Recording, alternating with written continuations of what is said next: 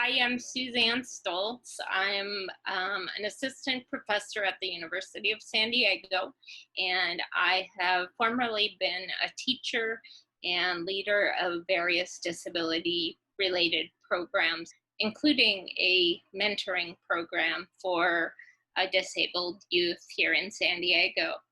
I also currently run a fellowship program, which we are now calling Teacher Leaders for Inclusion, in which local teachers come to the university for a week-long series of workshops to really learn to become leaders at their school sites.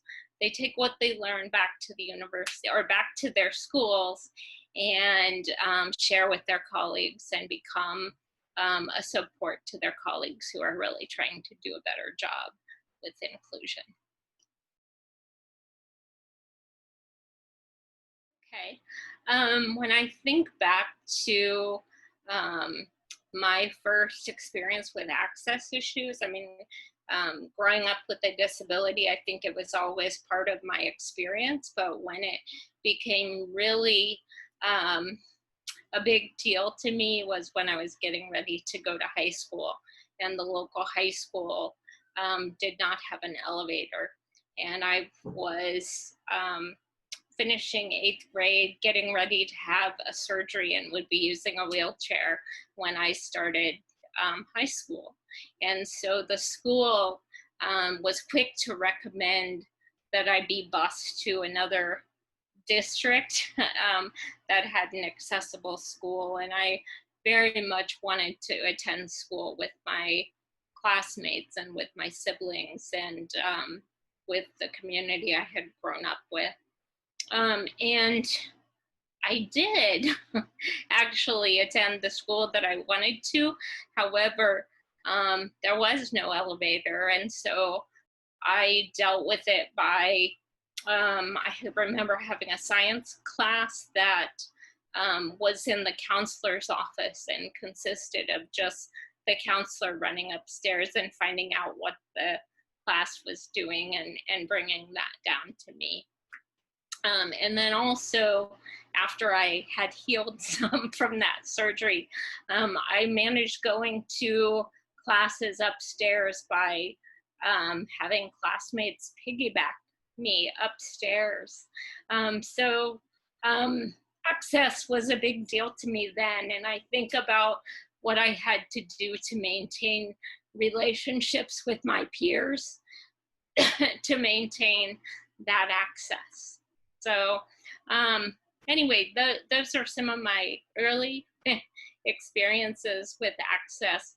I was in high school when the ADA passed, and you know, I remember there being a shift in thinking, in my thinking, and about just being able to expect. Not that I expected everything to be accessible, but I felt like I had a right to it at that point, and that I could complain about something legitimately after the ADA had passed. I remember friends of mine who would call ahead to a restaurant and say, "Do you have wheelchair access?" And I would be annoyed by that, because I would say, wait a minute, I am just going to show up because there should be access. So anyway, I remember the ADA really making a shift in my thinking about what was reasonable to ask for.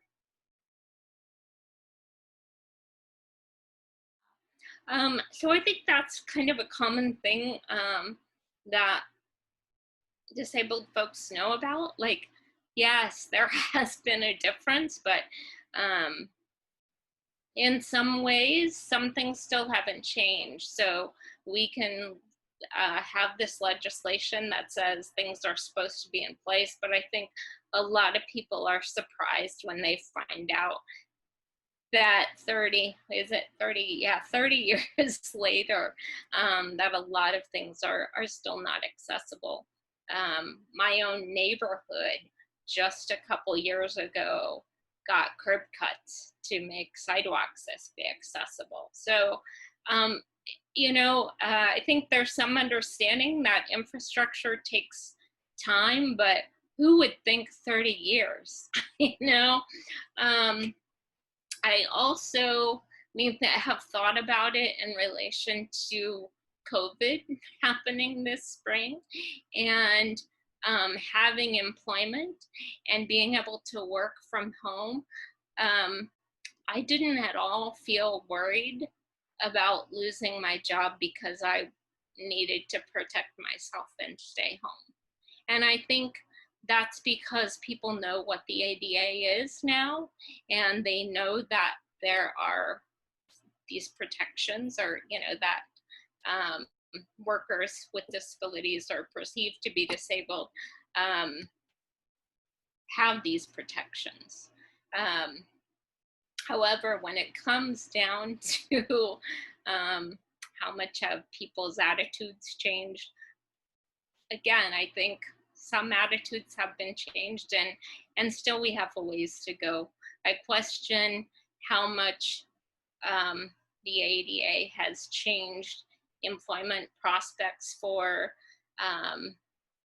disabled people of color. I think that it has changed employment for me, but I wonder, whether it really has impacted. I know that it hasn't impacted, everyone equally. For me, my hot button is always education. It's where I work, and it's where I first became an activist is because of my school experience. And so for me, I think education is key to all the other things that we want access to. And so what I want to see is better inclusion in schools. I think that we need to be really creative about embracing the many human differences there are, and really listening to folks with lived experience as we recreate the structures of schooling.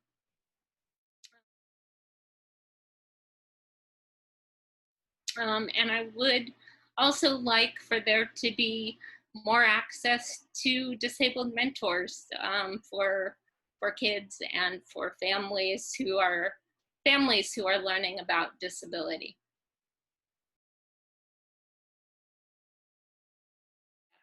I think the next steps are always to question who's being left out, and question what can we do about that.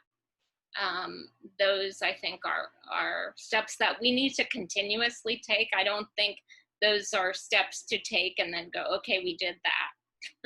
I think that's just a process that we have to always have.